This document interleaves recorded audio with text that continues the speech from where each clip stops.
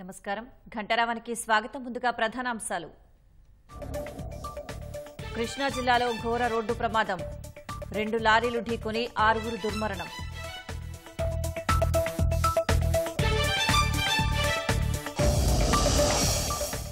పెద్దపల్లి జిల్లాలో అమానుష ఘటన. 6 ఏళ్ల బాలికపై అత్యాచారం, హత్య, నిందితుడి అరెస్ట్.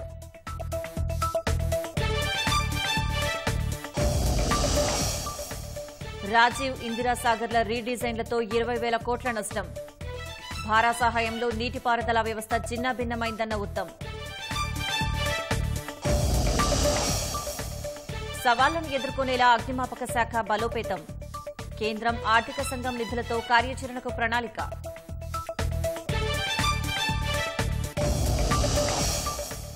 రష్యాతో పోరాడుతున్న ఉక్రెయిన్కు G7 దేశాల ఆర్థిక సాయం. స్తంభింపజేసిన ఆస్తుల నుంచి 4.17 లక్షల కోట్ల రుణానికి నిర్ణయం.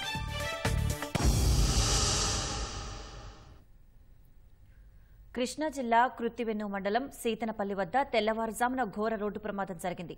ఈ ఘటనలో 6 మృతి చెందారు.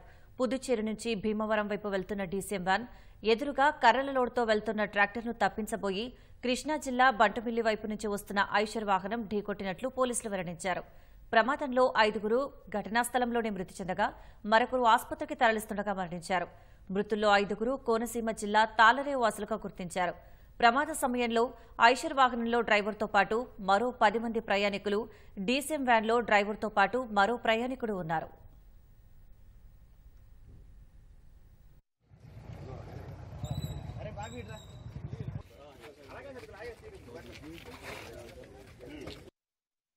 ఈరోజు తెల్లవారుజామున సుమారు 4:30-5 గంటల ప్రాంతంలో కృత్తివెన్ను మండలము కృష్ణా జిల్లా వద్ద మనకి ఇండియన్ ఆయిల్ బంక్ దగ్గర ఒక యాక్సిడెంట్ జరిగింది. ఇటు టువర్డ్స్ పెడన నుంచి లోసరి బ్రిడ్జి వైపు ఒక కంటైనర్ వెళ్తా ఉన్నది. అలాగే లోసరి బ్రిడ్జి వైపు నుంచి ఒక అశోక లైలాండ్ ఒక 10 మెంబర్స్ దాంట్లో ప్యాసింజర్స్ ఎక్కి చేపల ఫిషింగ్ పట్టడానికి వెళ్తా ఉన్నారు టువర్డ్స్ పెడన. అలాగే ఈ లోసరి బ్రిడ్జి వైపు నుంచి పెడన వైపు ఒక ట్రాక్టర్ కూడా కట్టెల లోడ్తో వెళ్తా ఉన్నది. ఈ అశోక లైలాండ్లో ఉన్న డ్రైవరు ఏదన్నా ముందు ఉన్న ట్రాక్టర్ని తప్పించబోయి దాన్ని కొట్టి ఇటు కంటైనర్ వెళ్తున్న దాన్ని హిట్ చేసినట్టు అనిపిస్తూ ఉన్నది ప్రాథమికంగా. దాంట్లో స్పాట్లో కంటైనర్ డ్రైవర్ చనిపోయాడు. అలాగే అశోక లైలాండ్లో ఉన్న ఒక 4 స్పాట్లో టోటల్గా ఒక 5 మెంబర్స్ ఇక్కడ చనిపోవడం జరిగింది. ఈ అశోక లైలాండ్లో ఉన్న 4 గవర్నమెంట్ హాస్పిటల్ మచిలీపట్నంకి పంపిస్తే అక్కడ ట్రీట్మెంట్ పొందుతా ఇంకొక అతను చనిపోయాడు. టోటల్గా ప్రస్తుతానికి ఒక 6 మంది చనిపోయి ఉన్నారు. ఇక్కడ మన పెడన సిఐ గారు, కృత్తివెన్ని ఎస్ఐ గారు అందరం మేము స్పాట్లో తెలియంగానే విజిట్ చేశాము. ఇక్కడ గ్రామస్తులందరూ కూడా మాకు బాగా సహకారం చేశారు. అందరూ కూడా ఈ డెడ్ బాడీస్ని పట్టడం కానీ, ఇరుక్కున్న బండ్లను తీయటం కానీ ప్రజలందరూ కూడా మాకు బాగా సహకారం చేశారు. కాబట్టి ఇన్వెస్టిగేషన్ చేస్తూ ఉన్నాము. ఎలాగ జరిగిందనేది దర్యాప్తులో తేలుస్తాము. కంటైనర్లో 10 మెంబర్స్ ఉన్నారండి. దీంట్లో వచ్చేసి డ్రైవర్ ప్లస్ క్లీనర్ ఇద్దరే ఉన్నారు పెద్ద కంటైనర్లో. పెద్దపల్లి జిల్లాలో అమానుష ఘటన చోటు చేసుకుంది. ఓ రైస్ మిల్లులో తల్లితో కలిసి నిద్రిస్తున్న బాలికను అపహరించి ఓ వ్యక్తి అత్యాచారానికి పాల్పడ్డాడు. అనంతరం ఆమెను హతమార్చాడు. ఉత్తరప్రదేశ్కు చెందిన బలరాం అనే డ్రైవర్ అదే మిల్లులో ఆరుబయట నిద్రిస్తున్న 6 ఏళ్ల బాలికను ఎత్తుకెళ్లి అత్యాచారం చేసి అనంతరం హత్య చేశాడు. బాలికను అపహరించి తీసుకెళ్తున్న దృశ్యాలు సీసీ కెమెరాలు రికార్డయ్యాయి. తల్లి లేచి చూచేసరికి బాలిక కనపడకపోవడంతో విషయాన్ని పోలీసులకు తెలియజేయగా నిందితుడిని మిల్లు పరిసరాల్లోనే పట్టుకున్నారు. అనంతరం నిందితుడు బలరాంను అరెస్ట్ చేశారు.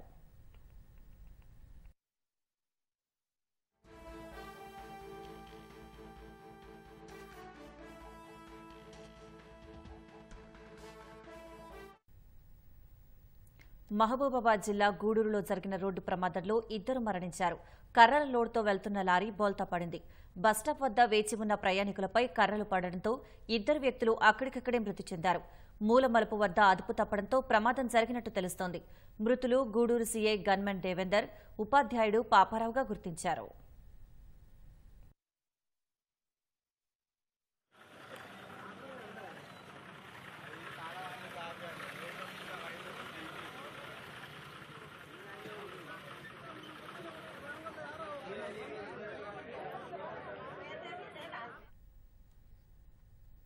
భారాస ప్రభుత్వ ప్రణాళిక లేమితోనే రాష్ట్రంలో నీటిపారుదల రంగాన్ని సర్వనాశనం చేసిందని మంత్రులు మండిపడ్డారు. వేల కోట్లు ఖర్చు చేసినా కొత్త ఆయకట్టుకు సాగునీరు ఇచ్చిందేమీ లేదని విమర్శించారు. రీడిజైన్ల పేరుతో ప్రజాధనం దుర్వినియోగం చేసిన భారాస ప్రభుత్వ తప్పులను సరిదిద్దుతూనే రాష్ట్రంలోని ప్రతి ఎకరాను సస్యశ్యామలం చేయడమే లక్ష్యంగా కార్యాచరణ ఉంటుందని వెల్లడించారు. ఉమ్మడి ఖమ్మం జిల్లా సాగును సస్యశ్యామలం చేసేందుకు చేపట్టిన సీతారామ ప్రాజెక్టును పూర్తి చేసి రైతులకు తాగునీటి కష్టాలు తీరుస్తామని స్పష్టం చేశారు.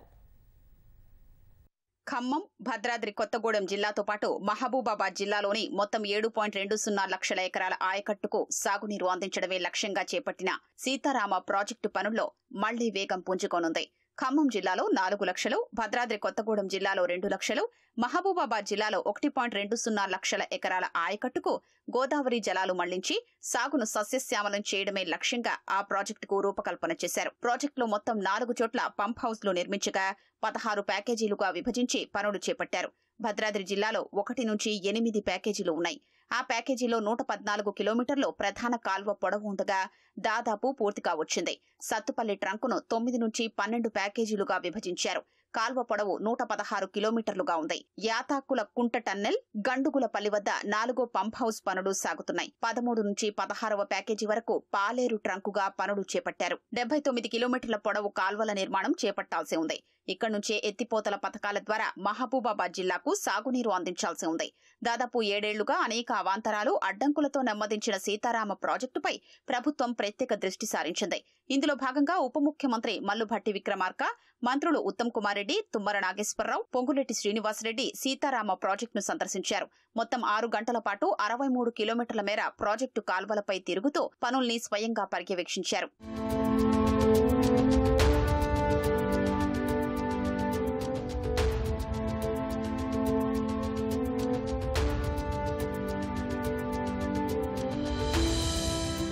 భద్రాద్రి కొత్తగూడెం జిల్లా అశ్వాపురం మండలం అమ్మగారిపల్లి వద్ద సీతారామ హెడ్ రెగ్యులేటరీ పనులు, అక్కడే వ్యూ పాయింట్ వద్ద ఏర్పాటు చేసిన ఫోటో ఎగ్జిబిషన్ ను మంత్రులు తిలకించారు. అక్కడి నుంచి Sitarama lift irrigation project pump house 1 వద్దకు చేరుకుని పంప్ హౌస్ పనుల్ని పరిశీలించిన తర్వాత విద్యుత్ సరఫరా ప్రారంభించారు. ఆ తర్వాత పంప్ హౌస్ 3 వద్ద ప్రాజెక్టు పురోగతిపై అధికారులతో సమీక్షించారు. పవర్ పాయింట్ ప్రెజెంటేషన్ ద్వారా ఇప్పటి వరకు జరిగిన ప్రాజెక్టు పనులు, కొనసాగుతున్న కెనాల్స్ పనులు, భూసేకరణ, ప్రాజెక్టు పూర్తి కావడానికి కావలసిన నిధులు, ఎదురవుతున్న సమస్యల్ని పవర్ పాయింట్ ప్రెజెంటేషన్ ద్వారా అధికారులు వివరించారు. కేవలం 2654 కోట్లతో పూర్తయ్యే రాజీవ్, ఇందిరాసాగర్ ప్రాజెక్టులను సీతారామ ప్రాజెక్టు పేరుతో రీడిజైన్ చేసి 20,000 కోట్లకు పెంచిన ఘనత గత భారాస సర్కార్దేనని మంత్రులు విమర్శించారు. ఈ కెనాల్ ఏదైతే ఉందో అప్పుడు పార్తా ఉందో అది ఆనాడు రాజీవ్ సాగర్ గా ఆనాటి కాంగ్రెస్ ప్రభుత్వం మొదలుపెట్టినప్పుడు ఇచ్చిన అలైన్మెంట్ లో భాగంగా ఈ కెనాల్ ఎన్ఎస్పీ కెనాల్లో కలుపుతూ బైరా చెరువు వరకు, అట్లాగే సత్పల్లి నియోజకవర్గంలో ఉన్నటువంటి కల్లూరు, పెనుమల్లి, వెన్సూరు పరిసర ప్రాంతాలకు కూడా నీళ్లు అందించేటట్టుగా వెళ్లే కెనాల్ కాబట్టి రాజీవ్ కెనాల్గానే పరిగణలోకి తీసుకొని వెంటనే పూర్తి చేసి నీళ్లు అందించే కార్యక్రమాన్ని చేపడుతున్నామని, దీనికి సంబంధించి టార్గెట్ ఆగస్టు 15 వరకు పూర్తి చేసి నీళ్లు అందించే కార్యక్రమాన్ని మేము క్యాలెండర్ ఫిక్స్ చేశాం. ఇరిగేషన్ సెక్టర్ కి కేసీఆర్ నాయకత్వంలోని గత ప్రభుత్వం చాలా నష్టం చేసింది. ఆర్థికంగా, నీటి వనరుల విషయంలో ఈ రాష్ట్రం కోలుకోలేనంత నష్టం జరిగింది గతంలో. సీతారామ లిఫ్ట్ ఇరిగేషన్ స్కీమ్ కి సుమారు 9,000 కోట్లు ఖర్చు పెడితే ఈ రోజు వరకు కూడా 1 ఎకరం కొత్త ఆయకట్టు ఇవ్వలే. ఈ విధంగా రాష్ట్రంలో వాళ్ళు మొదలుపెట్టిన ఏ ప్రాజెక్టులు కూడా అది సరిగ్గా పూర్తి అయిన దాఖలాలు లేవు. నష్టమైన, కష్టమైన సీతారామ ప్రాజెక్టు పూర్తి చేసి రైతులకు గోదావరి జలాలు అందిస్తామన్న మంత్రులు గత ప్రభుత్వం చేసిన తప్పిదాలు సరిదిద్దుతామని స్పష్టం చేశారు. కొత్తగూడెం, ఇల్లందు, పినపాక నియోజకవర్గాల రైతుల ఆయకట్టు పెంచేలా చర్యలు తీసుకుంటామని తెలిపారు. నా కోరిక గోదావరి జలాలు ఖమ్మంలో 10 లక్షల ఎకరాలకు రావాలని, 7 లక్షల ఎకరాలు సుమారు కొత్త ఆయకట్టు, 3 లక్షల దగ్గరగా 2.5 లక్షల ఎకరాలు సాగర్ ఆయకట్టుకి, అది స్టెబిలైజేషన్ మాత్రమే. కాబట్టి భద్రాచలం ఏరియాకి ప్రగళ్లపల్లి అని ఒక లిఫ్ట్ ఇరిగేషన్ ఉంది, అదొక్కటి పెడితే దుమ్మగూడెంలో 30,000 ఎకరాలకి నీళ్లు వచ్చే అవకాశం ఉంది. తాలిపేరు పైన కొద్ది అమౌంట్ తోటి ఇమ్మీడియట్ గా పనులు జరిగే వాటిని ప్రయారిటీ పెట్టుకొని మీరు ఇటు పూర్తి చేయాలని చెప్పి నాకు. ఆనాటి ప్రభుత్వం ఆలోచన లేకుండా హెడ్ వర్క్స్ కానీ స్టార్టింగ్లో ఉన్న రీచ్లు కంప్లీట్ కాకుండానే చివరి రీచ్ల్లో కూడా అక్కడొక గొయ్యి అక్కడొక గొయ్యి అక్కడొక గొయ్యి తవ్వుతూ ఒక ఆలోచన ఒక ప్రణాళిక చేపట్టకుండా దానికి నిధులు సరిగా ఇవ్వకుండా అది గంగలో పోసిన పన్నీర్లా ఆనాటి ప్రభుత్వం చేసింది. గోదావరి జలాలతో పంటలు సాగు చేద్దామని కొండంత ఆశతో ఉన్న అన్నదాతకు ఇప్పటి వరకు ఎదురుచూపులే మిగలగా సీతారామ ప్రాజెక్టు పనుల్లో ప్రభుత్వం వేగం పెంచడంతో కర్షకుల్లో ఆశలు చిగురిస్తున్నాయి. కాళేశ్వరం న్యాయ విచారణ కమిషన్లో దాఖలైన అఫిడవిట్ల పరిశీలన పూర్తయ్యాక బ్యారేజీల నిర్మాణాలతో సంబంధాలున్న గత ప్రభుత్వంలోని బాధ్యులు ఇతరులకు నోటీసులు జారీ చేయనున్నారు. కమిషన్ పరిశీలనలో గుర్తించే అంశాలను బట్టి అవసరమైతే వారిని విచారణకు పిలవనున్నట్టు తెలిసింది. జస్టిస్ పినాకి చంద్రఘోష్ నేతృత్వంలోని కమిషన్ ప్రస్తుతం సాంకేతిక అంశాలపై చేపట్టిన విచారణ కొలిక్కి వచ్చింది. కొద్ది రోజుల్లో ఆర్థిక అంశాలపై విచారణ ప్రారంభించనుంది. డిజైన్, ప్లానింగ్, నిర్మాణం, నిర్వహణకు సంబంధించి ఇంజనీరింగ్ వర్గాల నుంచి కీలక సమాచారాన్ని కమిషన్ రాబట్టింది. నిర్మాణాల్లో నిబంధనల అమలుపై ఏజెన్సీల ప్రతినిధులను విచారించింది. బ్యారేజీలకు వాటిల్లిన నష్టం వెనుక కారణాలపై పలు వివరాలను నమోదు చేసింది. కాళేశ్వరం బ్యారేజీలపై విజిలెన్స్ అండ్ ఎన్ఫోర్స్మెంట్ విభాగం నివేదిక ఇవ్వాలంటూ ప్రభుత్వానికి సూచించినప్పటికీ అది ఇంకా అందకపోవడంపై కమిషన్ వర్గాలు అసంతృప్తిగా ఉన్నట్లు తెలిసింది. నివేదిక కోసం మరోమారు లేఖ రాయాలని కమిషన్ నిర్ణయించినట్లు సమాచారం. కాళేశ్వరం ప్రాజెక్టులో దెబ్బతిని కుంగిన 7వ బ్లాక్లో 18, 19 గేట్లను ఇంజనీరింగ్ అధికారులు పూర్తి స్థాయిలో పైకెత్తారు. 18వ గేటు ఎత్తడానికి పలు సమస్యలు ఏర్పడగా ఇంజనీరింగ్ అధికారుల పర్యవేక్షణలో గేటు చివరి భాగాలను కటింగ్ ద్వారా తొలగించి సులభంగా పైకెత్తారు. బ్యారేజీలో మొత్తంగా 85 గేట్లు ఉండగా గత అక్టోబర్లో బ్యారేజీ కుంగినప్పుడు 77 గేట్లను ఎత్తి నీటి విడుదల చేశారు. నేషనల్ డ్యామ్ సేఫ్టీ అథారిటీ వచ్చిన మధ్యంతర నివేదిక ప్రకారం తాత్కాలిక మరమ్మతులు, గేట్లు తొలగించాలని సూచించింది. ఈ మేరకు గత నెల 17న 15వ గేటును, జూన్ 6న 16, 17 గేట్లను, జూన్ 7న 22వ గేట్లను పైకెత్తారు. గురువారం 18, 19 గేట్ల ఎత్తుతో మొత్తంగా 7 బ్లాక్లో 6 గేట్లను పూర్తిగా ఎత్తగా 20, 21 గేట్లను తొలగించాల్సి ఉంది. ఇందులో 20వ గేటు కటింగ్ పూర్తయింది. 21వ గేటును ఎత్తడానికి ప్రయత్నంలో ఏదైనా ఇబ్బంది ఏర్పడితే కటింగ్ ద్వారా తొలగించనున్నారు. Central soil material station research బృందం పరీక్షలను కొనసాగిస్తుంది. రాష్ట్రంలో గొర్రెల పంపిణీ పథకంలో అక్రమాలపై మనీ లాండరింగ్ నిరోధక చట్టం కింద ఈడీ విచారణ చేపట్టనుంది. కేంద్ర ఎన్ఫోర్స్మెంట్ డైరెక్టరేట్ ఈడీ నుంచి కోరిన సమాచార సేకరణకు మరికొన్ని రోజుల సమయం పట్టే అవకాశమున్నట్లు తెలుస్తోంది. పశుసంవర్ధక శాఖలో ముఖ్య కార్యదర్శి సహా ఇతర పోస్టులో కొత్త అధికారులు బాధ్యతలు చేపట్టారు.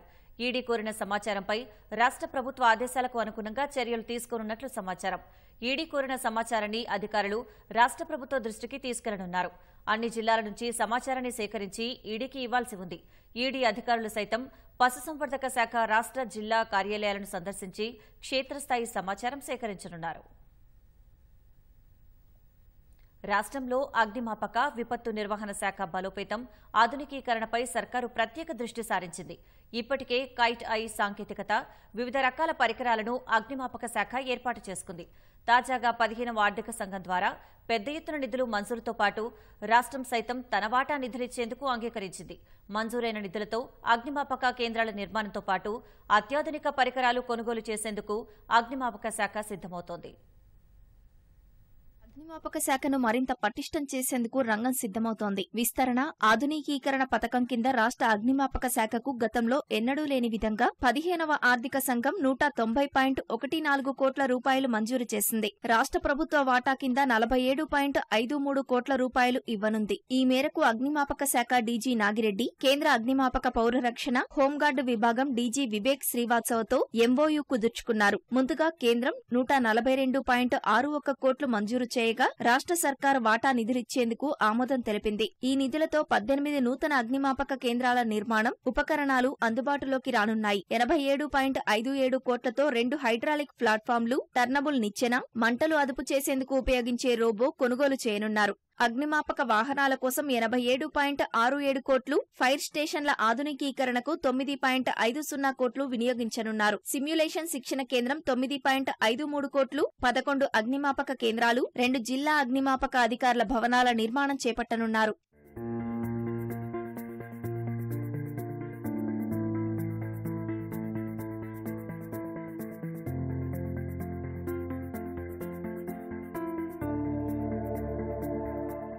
తెలంగాణ ఏర్పడక ముందు రాష్ట్రంలో 39 ఫైర్ స్టేషన్లు, 1841 సిబ్బంది ఉండేవారు. ప్రస్తుతం రాష్ట్రంలో 146 అగ్నిమాపక కేంద్రాలు ఉండగా సిబ్బంది సంఖ్య 2734కు పెంచారు. 15 ఫైర్ అవుట్ పోస్టుల్లో 256 మంది పొరుగు సేవల సిబ్బంది పనిచేస్తున్నారు. 2023-24 ఆర్థిక సంవత్సరంలో ప్రభుత్వం అగ్నిమాపక శాఖకు 32.12 కోట్ల రూపాయల బడ్జెట్ను కేటాయించింది. నూతనంగా జూబ్లీహిల్స్, అంబర్పేట్, చాంద్రాయనగుట్ట, ఎల్బీనగర్, అలంపూర్, నారాయణపేట్, జనగాం తదితర ప్రాంతాల్లో 18 కొత్త అగ్నిమాపక కేంద్రాలు ప్రారంభించారు. ప్రస్తుతం మంజూరైన నిధులతో వీటికి భవనాల నిర్మాణంతో పాటు అగ్నిమాపక శాఖను పూర్తిస్థాయిలో ఆధునీకరించేందుకు మార్గం సుగమమైంది.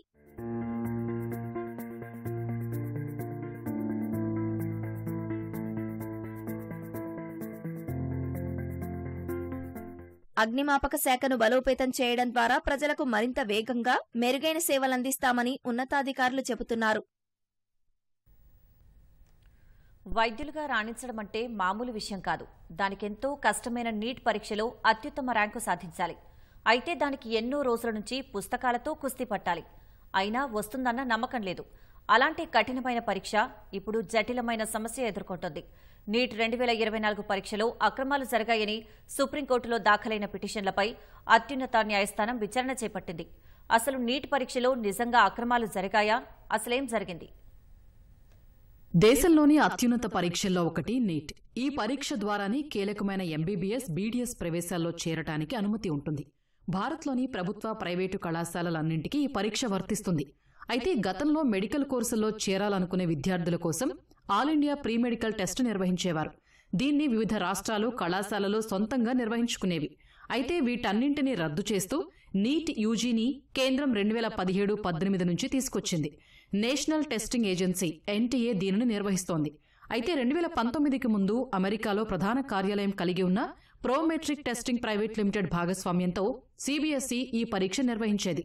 దేశవ్యాప్తంగా 1,00,000కు పైగా ఉన్న మెడికల్ సీట్ల కోసం ఏటా మరెన్నో లక్షల మంది విద్యార్థులు పోటీ పడుతుంటారు. ఇక్కడి వరకు బాగానే ఉన్నా ఈ ఏడాది నీట్లో అక్రమాలు జరిగాయని పలువురు సుప్రీంకోర్టును ఆశ్రయించటం గందరగోళానికి దారితీసింది. 67 మందికి ఆల్ ఇండియా మొదటి ర్యాంకు రావటం కూడా తీవ్ర అనుమానాలకు తావిచ్చింది.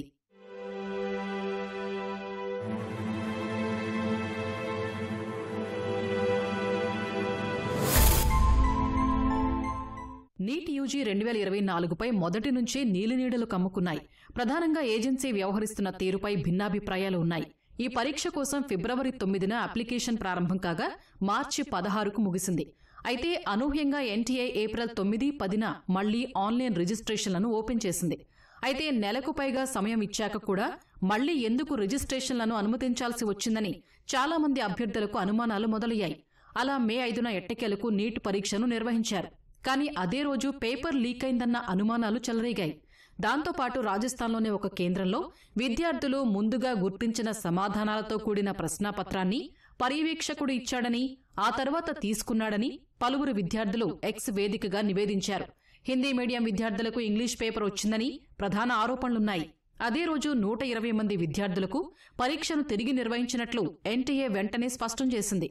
ఇలా అనుమానాలతోనే పూర్తి పరీక్షా విధానం జరిగింది అనటానికి విద్యార్థులు వెల్లిబుచ్చినవే ప్రధాన సాక్ష్యాలుగా ఉన్నాయి.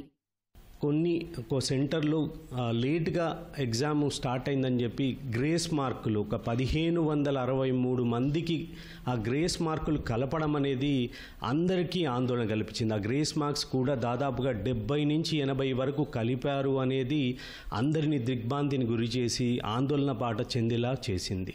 దాదాపుగా 3 పిటిషన్లు ఫిజిక్స్ వాళ్ళ సీఈఓ కానీ, ఒక ముస్లిం ఆర్గనైజేషన్ స్టూడెంట్స్ కానీ, కార్తీక్ అనే అబ్బాయి కానీ అందరూ కూడా పిటిషన్స్ వేశారు సుప్రీంకోర్టులో. సో వాళ్ళ ఉద్దేశం ఏంటంటే చాలా అవకతవకలు జరిగాయి. కేవలం తక్కువ ఒకటి అంటే 2023లో 2కి, 2022లో 3కి, 2020లో ఒక్కళ్ళకి మాత్రమే వచ్చిన హయ్యెస్ట్ స్కోరు 67 మందికి రావడం అనేది ఎవరు కూడా డైజెస్ట్ చేసుకోలేకపోతున్నారు. సో ఇది ఆందోళన కలిగించే విషయం అయినప్పటికీ ఇప్పుడు దేశవ్యాప్తంగా ఉన్న స్టూడెంట్స్ని మళ్ళీ ఎగ్జామ్ రాయడం అనేది మాత్రం చాలా కష్టతరమైన విషయం. ఎట్టకేలకు పరీక్షా ప్రక్రియను పూర్తి చేసిన ఎన్టీఏ మొదట జూన్ 14న ఫలితాలను విడుదల చేస్తామని తెలియచేసింది. కానీ అనూహ్యంగా జూన్ 4న ఫలితాలు వెల్లడించింది. 10 రోజుల ముందే ప్రకటించటం మరో గందరగోళానికి దారితీసింది. ఈ ఫలితాల్లో 67 మంది టాప్ స్కోర్ సాధించడం నీట్ పరీక్ష చరిత్రలోనే రికార్డు అనుకోవాలి. ఎందుకంటే వారందరికీ 720కి 720 మార్కులు రావటమే ఇందుకు ప్రత్యక్ష ఉదాహరణ. టాప్ స్కోర్ సాధించిన 67 మందిలో 6 విద్యార్థులు హర్యానాలోని ఝజ్జూర్లోని ఒకే పరీక్షా కేంద్రంలో పరీక్షలు రాశారు. ఆ తర్వాత 2 ర్యాంకులు కూడా అదే పరీక్షా కేంద్రంలో పరీక్ష రాసిన విద్యార్థులకే వచ్చాయి. ఇది ఎలా సాధ్యమని నిపుణులు ప్రశ్నిస్తున్నారు. అంతేకాక ఆల్ ఇండియా ర్యాంకులు 62 నుంచి 69 వరకు వచ్చిన వారి రోల్ నెంబర్లు ఒకే విధంగా ఉండటం కూడా అనుమానాస్పదంగా ఉందని నిపుణులు అభిప్రాయం వ్యక్తం చేస్తున్నారు. 2023లో ఇద్దరికి మాత్రమే 720కి 720 మార్కులు రాగా 2022లో ఎవ్వరూ పూర్తి మార్కులు సాధించలేదు. ఆ ఏడాది టాపర్లు 720 మార్కులకు గాను 715 మాత్రమే సాధించగలిగారు. ఇప్పుడెలా ఇంతమందికి వస్తోందో అధికారులు చెప్పాలని కోరుతున్నారు. 1563 మంది విద్యార్థులకు సకాలంలో పరీక్ష నిర్వహించలేకపోవటం వలన వాళ్ళ పరీక్షా సమయం వృధా అయింది. కాబట్టి వాళ్ళ ప్రతిభ ఆధారంగా మార్కుల కేటాయింపు చేశాము, ర్యాంకుల కేటాయింపు చేశామని నేషనల్ టెస్టింగ్ ఏజెన్సీ చెప్తుంటే, పరీక్షలు జరిగేటటువంటి సమయంలో సమయం వృధా అయితే అదనపు సమయం ఇవ్వాలి, కానీ వాళ్ళ ప్రతిభ ఆధారంగా అదనపు మార్కులు ఎట్లా కేటాయిస్తారనేటటువంటి ప్రశ్నలు కూడా తలెత్తుతున్నాయి. అదేవిధంగా ఇప్పుడు విడుదల చేసినటువంటి ఫలితాలలో ఒకే 67 మందికి ఫస్ట్ ర్యాంక్ ఎట్లా వచ్చింది అనేటటువంటి ప్రశ్నలు వస్తున్నాయి.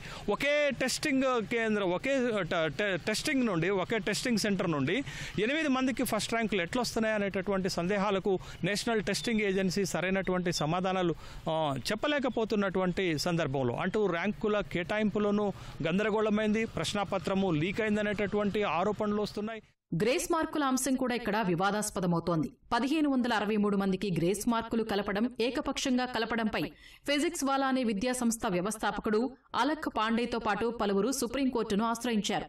నీట్ పరీక్ష నిర్వహణలో అక్రమాలు జరిగినట్లు ఆరోపణలు రావడంతో గత వారం కేంద్ర విద్యాశాఖ కూడా 4 సభ్యులతో ఓ కమిటీ వేసింది. విచారణ జరిపిన ఈ కమిటీ ప్రభుత్వానికి ఓ నివేదిక సమర్పించింది. 1563 మంది విద్యార్థులకిచ్చిన గ్రేస్ మార్కులు రద్దు చేయాలని సిఫారసు చేసింది. అయితే ప్రయత్నించని ప్రశ్నలకు మాత్రమే గ్రేస్ మార్కులు ఇవ్వాలనే విషయాన్ని అధికారులు గుర్తించలేకపోయారని, దీనివల్ల ఆ విద్యార్థులు ఎక్కువ ప్రయోజనం పొందారని కేంద్ర ప్రభుత్వం నియమించిన ఉన్నత స్థాయి కమిటీ గుర్తించింది. అయితే వీరికి ఈ నెల 23న మళ్లీ పరీక్ష రాసేందుకు అవకాశం కల్పిస్తామన్న కేంద్రం ఈ నెల 30లోగా ఫలితాలు ప్రకటిస్తామని సుప్రీంకోర్టుకు వెల్లడించింది. ఆ తర్వాతే కౌన్సిలింగ్ నిర్వహిస్తామని తెలిపింది. ఒకవేళ మళ్లీ పరీక్ష రాయొద్దని అనుకునేవారు గ్రేస్ మార్కులు లేకుండా ఒరిజినల్ మార్కులతో కౌన్సిలింగ్కు వెళ్లొచ్చని సూచించింది.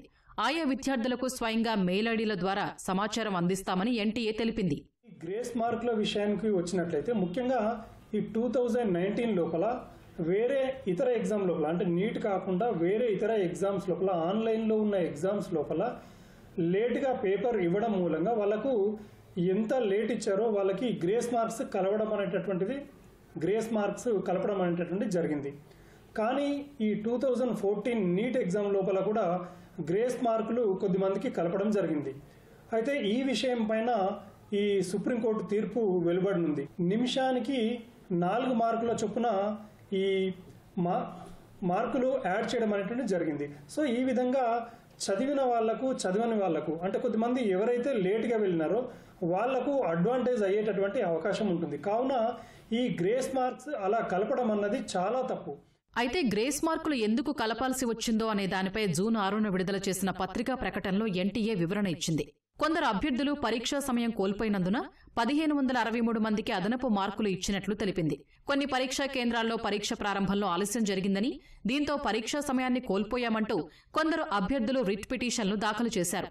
అందువల్ల సీసీటీవీ ఫుటేజీ పరిశీలించి అధికారులతో చర్చించిన అనంతరం పరీక్షా సమయం కోల్పోయిన అభ్యర్థులకు అదనపు మార్కులు కేటాయించినట్లు ఎన్టీఏ తెలిపింది.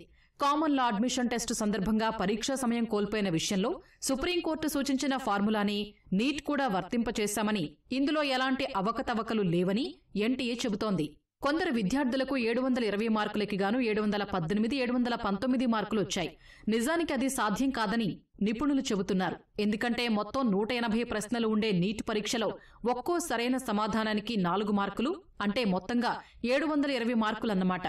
ఒకవేళ అది తప్పు సమాధానమైతే ఒక నెగటివ్ మార్కు ఉంటుంది. అలా అయితే ఒక విద్యార్థి అన్ని ప్రశ్నలకు సరైన సమాధానాలు రాసి ఒక్క ప్రశ్నకు తప్పుడు జవాబు రాసినా మొత్తంగా అతనికి 715 మార్కులు మాత్రమే వస్తాయి. దీనికి ఎన్టీఏ వద్ద సరైన సమాధానం లేదన్నది నిపుణుల వాదన. ఇప్పటికే పేపర్ లీక్కు సంబంధించి బీహార్లో ఎఫ్ఐఆర్ నమోదు చేసి 13 మందిని అరెస్టు చేశారు. మొత్తంగా వివిధ ప్రకంపనలు సృష్టిస్తున్న నీట్ రద్దుపై జూలై 8న సుప్రీంకోర్టు పూర్తిస్థాయి విచారణ చేపడతామని చెప్పింది. నిజానికి నీట్ పరీక్షపై మొదటి నుంచి పెద్ద ఎత్తున వ్యతిరేకత ఉంది. ముఖ్యంగా తమిళనాడు లాంటి రాష్ట్రం నీట్ను రద్దు చేయాలంటూ ముందు నుంచి చెబుతోంది. ప్రధానంగా భాషతో పాటు గ్రామీణ విద్యార్థులకు అన్యాయం జరుగుతోందని, అలాగే విద్యార్థుల మానసిక స్థైర్యం దెబ్బతింటోందని తమిళనాడు నీట్ను రద్దు చేయాలని కోరుతోంది. తమిళనాడు ప్రభుత్వం ఇందుకు సంబంధించి గతంలో జస్టిస్ ఏకే రంజన్ నేతృత్వంలో ఒక కమిటీని కూడా వేసింది. ఆ కమిటీ ఇచ్చిన నివేదిక ప్రకారం ఆంగ్ల మాధ్యమంలో చదివిన విద్యార్థులు నీట్కు ముందే పెద్ద సంఖ్యలో మెడికల్ ర్యాంకులు పొందుతున్నారని, నీట్ ప్రారంభమైన తర్వాత ఈ సంఖ్య మరింత పెరిగిందని కమిటీ తేల్చింది. దీన్ని రద్దు చేయాలని ఆ రాష్ట్ర అసెంబ్లీ కూడా ఏకగ్రీవంగా ఆమోదం తెలిపి రాష్ట్రపతి వద్దకు కూడా పంపింది. రాజస్థాన్ కోటానే కాదు, దేశంలో ఎన్నో చోట్ల ర్యాంకుల వేటలో పడి విద్యార్థులు ఆత్మహత్యలకు పాల్పడుతున్నారు. కానీ ఇలాంటి పేపర్ లీక్తో కూడా విద్యార్థుల్లో భిన్నాభిప్రాయాలు ఏర్పడుతున్నాయి. ఏడాదంతా కష్టపడి చదివిన తమకు కటాఫ్ పెరగడంతో సీట్ రాదేమోనని భయపడుతున్నారు. అయితే అసలు విషయం గ్రేస్ మార్కులదని ఎన్టీఏ చెప్పే వరకు తెలియదు. ఇలా ఏదో ఒక ఇబ్బంది కలుగుతుంటే పిల్లలు స్వేచ్ఛగా పరీక్షలు రాసేదన్నాడు, మంచి ర్యాంకులు సాధించేదెప్పుడని నిపుణులు ప్రశ్నిస్తున్నారు. మరి ఇకనైనా ప్రభుత్వాలు పగడ్బందీ చర్యలు చేపట్టాలి. అలాగే నీట్ 2024 పరీక్షలో అసలు ఏం జరిగిందో తేల్చి విద్యార్థుల అనుమానాలకు సమాధానం చెప్పాలి. లేదంటే ప్రతి ఏడాది ఇలానే ఉంటుంది. రష్యాతో యుద్ధంతో భీకరంగా పోరాడుతున్న ఉక్రెయిన్కు మరింత అండగా నిలిచేందుకు G7 దేశాలు ముందుకొచ్చాయి. ఈ దేశానికి 4.17 లక్షల కోట్ల రుణ ప్యాకేజీ అందించాలని నిర్ణయించాయి. వివిధ దేశాల్లో స్తంభింపచేసిన రష్యా ఆస్తుల నుంచి వచ్చే ఆదాయం, వడ్డీ నుంచి ఆ నిధులను సమకూర్చాలని తీర్మానించాయి. ఇటలీలో G7 శిఖరాగ్ర సదస్సు ప్రారంభమైన వేళ ఈ మేరకు కీలక పరిణామం చోటు చేసుకుంది. రష్యాపై ఆంక్షల కారణంగా ప్రస్తుతం ప్రపంచవ్యాప్తంగా పలు దేశాల్లో దాదాపు 21.72 లక్షల కోట్ల విలువైన ఆ దేశ ఆస్తులు స్తంభింపచేసి ఉన్నాయి. సాంకేతికంగా, చట్టపరంగా సమస్యలు తలెత్తకుండా ఆ ఆస్తుల నుంచి నిధులు ఎలా సమకూర్చాలన్న దానిపై G7 దేశాలు విస్తృతంగా సమాలోచనలు జరపనున్నాయి. ఉక్రెయిన్పై యుద్ధానికి దిగి భారీ విధ్వంసం సృష్టించినందుకు రష్యా పరిహారం చెల్లించేదాకా ప్రస్తుతం స్తంభింపజేసిన ఈ దేశ ఆస్తులపై ఆంక్షలను తొలగించకూడదని అమెరికా, ఐరోపా దేశాలు నిర్ణయించాయి. తాజా రుణ ప్యాకేజీలో భాగంగా తొలి విడత నిధులు ఈ ఏడాదే ఉక్రెయిన్కు అందనున్నాయి. ఇవాళ దీనిపై సంయుక్త ప్రకటన వెలువడనుంది.